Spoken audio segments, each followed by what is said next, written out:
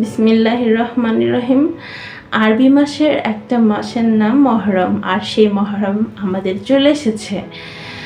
মহরমের আজকে দ্বিতীয় দিন।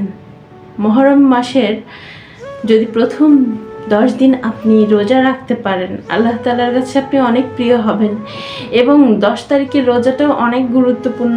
ওই দিন যদি রোজা থাকেন তাহলে 1 বছরের গুনাহ মাফ হয়ে যাবে, এবং আমল যদি করতে পারেন অনেক উত্তম।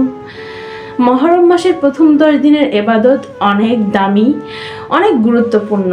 আল্লাহ তাআলার কাছে প্রিয় হতে যদি চান তাহলে এই 10 দিন এবাদত করে যান, কারণ আপনার জীবনে পরের বছর আবার মহরম আসবে কিনা বলা তো যায় না। আপনি যদি এই 10 দিন এবাদত করেন, রোজা করেন, তাহলে পরের মহরমটা আসা পর্যন্ত আল্লাহ তাআলা আপনাকে রহমত দান করবেন এবং আপনার আমলনামায় ফেরেশতাগণ সওয়াব লিখতে থাকবেন। আলহামদুলিল্লাহ, এত সুন্দর ফজিলতপূর্ণ একটা দিন আপনি কি নষ্ট করতে চান? যদি মুসলিম হয়ে থাকেন তাহলে এই আমলগুলো করে যান এবং করে যাওয়ার চেষ্টা করুন। আল্লাহ আপনার পাশে থাকবেন। যদি আল্লাহ পাশে থাকে দুনিয়ার আর কাউকে লাগে না।